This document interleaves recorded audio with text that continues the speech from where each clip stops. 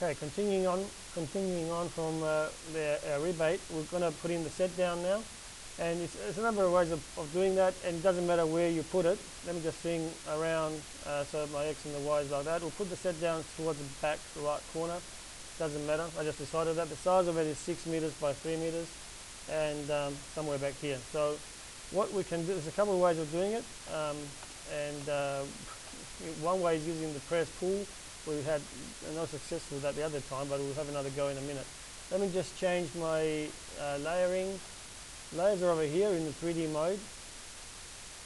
So let me just change that to something that we can see. Let's say that sketch layer. Okay, set that as the current layer. And what I'll do is do a rectangle, well, somewhere on here, and we'll call it at. Now because, I say because, we don't know, hang on. It's always better if you're doing 3D to have dynamic UCS on.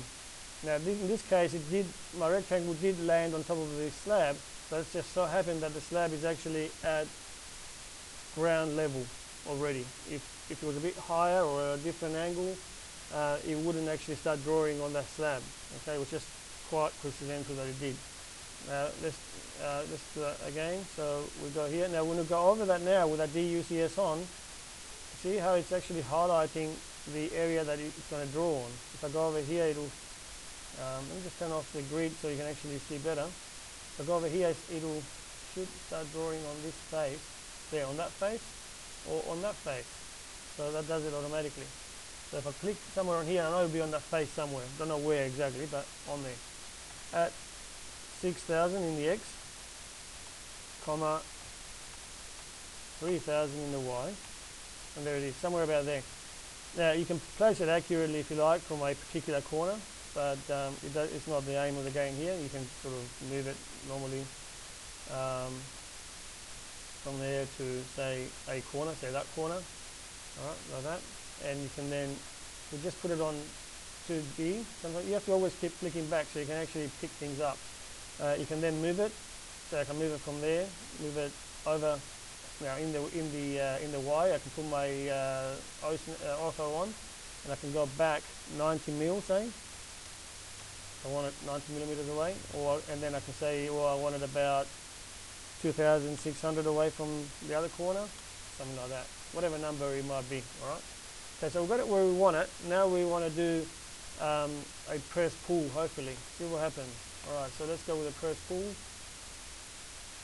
and if I go somewhere in here, it detects that rectangle. I click on there. Here he has it. I can go right through and put a hole through it, or just type in a number, and that should do it. Let's go 50. Except it always ends up upwards usually. I think it might have done so again. So it's actually extracted it upwards. We'll just double check that. Okay, enter that. Let's have a little conceptual. Yeah, so it's actually raised it instead of lowering it. I'm not sure what the problem is here. Might be doing something wrong. But the other way would be to do an extrusion. So if I extrude, and I click this thing here, enter, and I go downwards, not the same way, it should work. 50, famous last words, who knows, might have.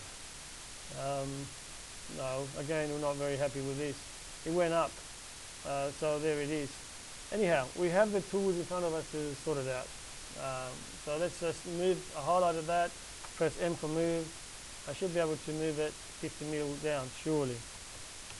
Okay, so that's gone into the slab now, so I can do the same thing as before and subtract it. Again, I can go back to this, click to that, so I can pick it up easier.